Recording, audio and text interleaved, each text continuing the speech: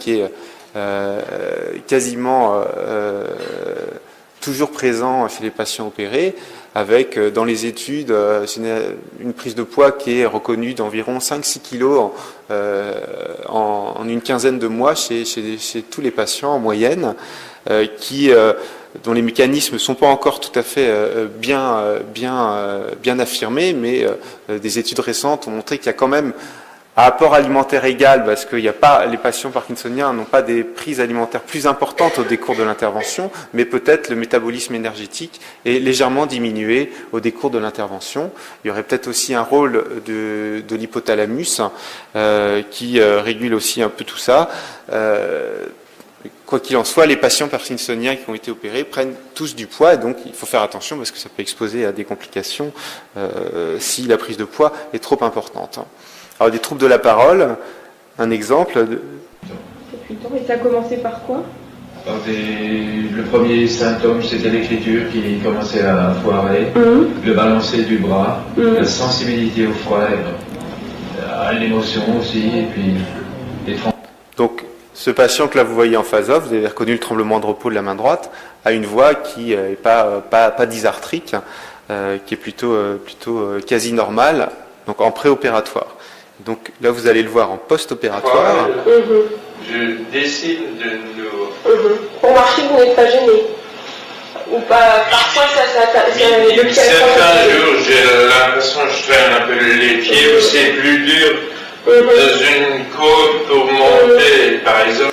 Donc, ce monsieur en post-opératoire est très nettement amélioré sur le plan moteur. Il est très content, il a très peu de médicaments, il va très bien, mais il a cette dysarthrie qui est induite par la stimulation. Et quand on arrête ou qu'on diminue l'intensité de stimulation, il parle mieux. Mais simplement, c'est un choix à faire après.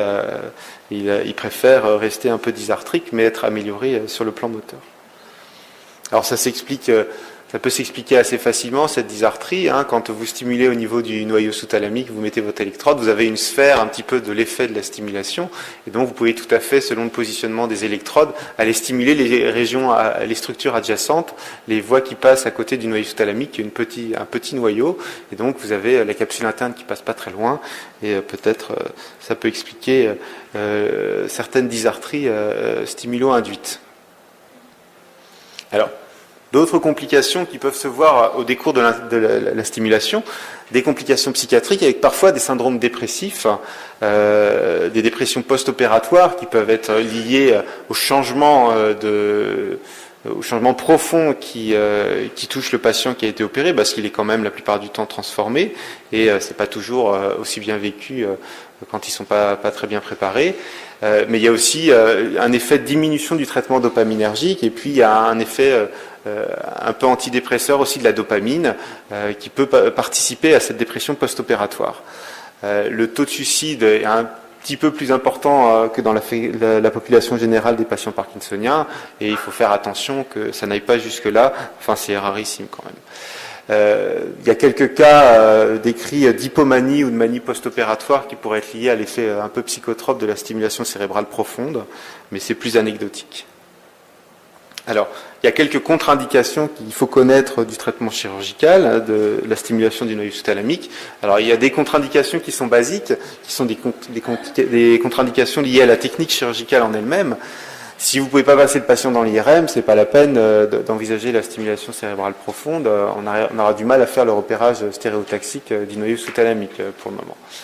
S'il y a trop d'atrophie cérébrale, les neurochirurgiens n'aiment pas opérer parce que les repères stéréotaxiques peuvent un petit peu bouger au moment de l'implantation de l'électrode, et on risque d'implanter les électrodes au mauvais endroit. S'il y a une anticoagulation, s'il y a un traitement immunosuppresseur, là aussi ça va être difficile. Vous allez majorer les risques d'infection, vous allez majorer les risques d'hématomes péri- ou post-opératoires.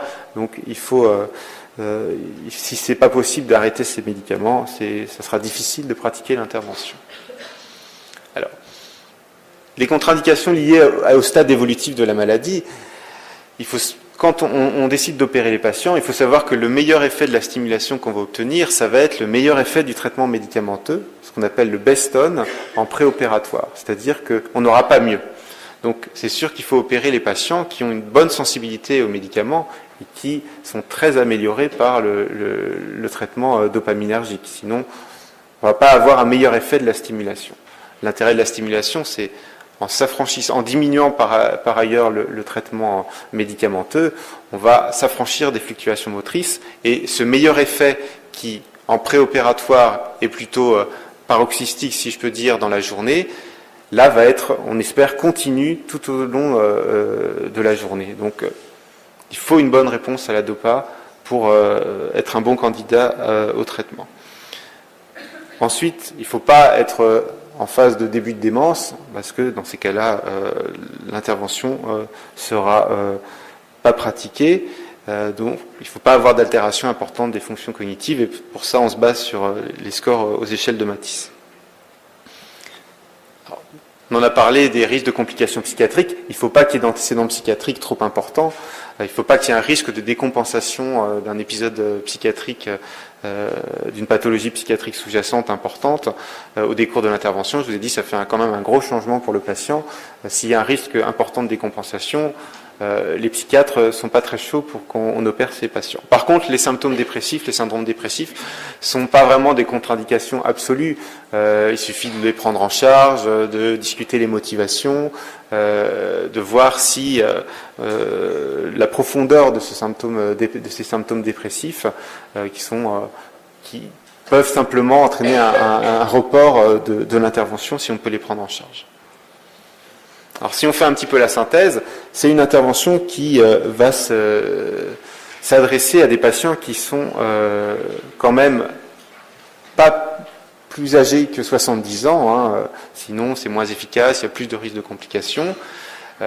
Ça s'adresse à des patients qui ont une bonne réponse au traitement médicamenteux, on vient d'en parler, et des patients qui sont bien sûr à des stades avancés de la maladie, qui sont à des stades de fluctuation motrice, qui la plupart du temps échappent aux adaptations médicamenteuses. On ne va pas opérer sous prétexte que le patient est jeune et qu'il a une bonne dopasensibilité. Au bout de des ans d'évolution, on n'en est pas là, on ne va pas opérer le patient alors qu'il n'a pas de fluctuation motrice. Il faut bien évidemment qu'il n'y ait pas de contre-indication que je viens de citer.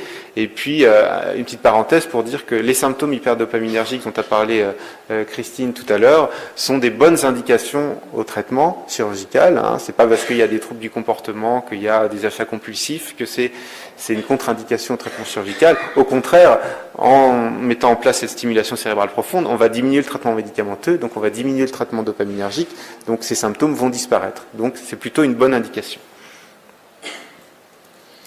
Je vous ai rappelé ici le bilan préopératoire qu'on fait classiquement avant la stimulation chirurgicale. Donc une évaluation de la réponse à la L-Dopa. On va faire la plupart du temps un test à la L-Dopa qu'on peut faire sur une courte hospitalisation ou en hôpital de jour. On voit le patient sans traitement, on lui fait une échelle UPDRS 3 ou plus complète off traitement, et puis on va lui donner une dose de charge à distance, une dose de charge et une réévaluation à distance 1 heure après pour tester la dopasensibilité et voir l'amélioration du score. Et quand l'amélioration est de 50% ou plus, c'est un bon candidat de ce point de vue-là. Après, il faut voir le résultat de l'IRM cérébral, le résultat des tests de mémoire et de la consultation psychiatrique qui nous permettent ensuite, lors d'une réunion pluridisciplinaire, de décider si oui ou non le candidat est un bon candidat pour cette intervention. Alors, on a vu la bonne efficacité sur tout ce qui est akinésie, rigidité, tremblement au niveau segmentaire. Alors, qu'en est-il des autres symptômes, les symptômes qui sont plus axiaux, la stabilité posturale, la marche Alors Christine avait déjà parlé tout à l'heure et a rappelé que ce sont des symptômes qui sont généralement moins ou pas dopasensibles. Cette brochette de signes axiaux pose généralement plus de difficultés de prise en charge. Alors, le freezing, il peut être présent en phase off, et dans ces cas-là, la plupart du temps, il est sensible à la L-Dopa, mais il peut aussi être présent en phase on et arriver de façon un peu itérative, sans réels horaires. Ça peut poser des problèmes de prise en charge et ça répond clairement pas bien la plupart du temps à la dopamine. Les troubles de la posture non plus, la dysarthrie c'est peu souvent amélioré, tout comme la dysphagie et les autres signes axiaux. Parfois, Ces signes donc sont pas souvent améliorés par la stimulation et sont parfois aussi induits par la stimulation. On a vu tout à l'heure la dysarthrie et il y a quelques cas aussi de freezing qui sont induits par la stimulation. Alors, si on reprend l'étude qui suivait à 8 ans les patients opérés, on voit que il y avait au niveau de la marche, si on s'intéresse à la marche et à la stabilité posturale, il y avait une amélioration quand même des deux items qui sont dans la cotation du score UPDRS3, il y avait une amélioration initiale au cours des premières années de ces deux paramètres, mais que si globalement la marche, même si elle a tendance à s'aggraver un petit peu, reste toujours améliorée par rapport à la baseline en préopératoire, par contre la stabilité posturale, clairement après la 5e année, va s'aggraver et être pire, si on peut dire, qu'à l'état préopératoire à la 8e année. Et ici, je vous ai mis quelques facteurs de mauvais pronostic, donc comme les items de démarche en off, lorsqu'ils sont élevés en préopératoire, la quantité d'énergie délivrée lors de la première année de traitement par le stimulateur. Si on a ces paramètres-là, il y a un facteur de mauvais pronostic pour les troubles de la marche au fil du temps. Et idem, vous avez les autres facteurs de mauvais pronostic pour la stabilité posturale. Donc, à long terme, en tous les cas, à moyen et à long terme, pas une très bonne efficacité, notamment sur la stabilité posturale de la stimulation cérébrale profonde. Alors, qu'est-ce qu'on peut proposer à ces patients? Alors oui, comment ça peut s'expliquer? Ça peut s'expliquer par le fait que il n'y a pas simplement une atteinte du système dopaminergique dans la maladie de Parkinson. Initialement, l'atteinte touche ce système dopaminergique, mais comme le mettait Bragg dans ses représentations, il y a une extension de la dégénérescence vers d'autres structures corticales, et il y a d'autres voies et d'autres neurotransmetteurs qui sont mis en jeu, les voies sérotoninergiques, cholinergiques, et donc c'est assez compréhensible que la dopamine n'agisse pas sur les symptômes qui sont liés à ces autres dégénérescences, si on peut dire. Donc qu'est-ce qu'on peut proposer à ces patients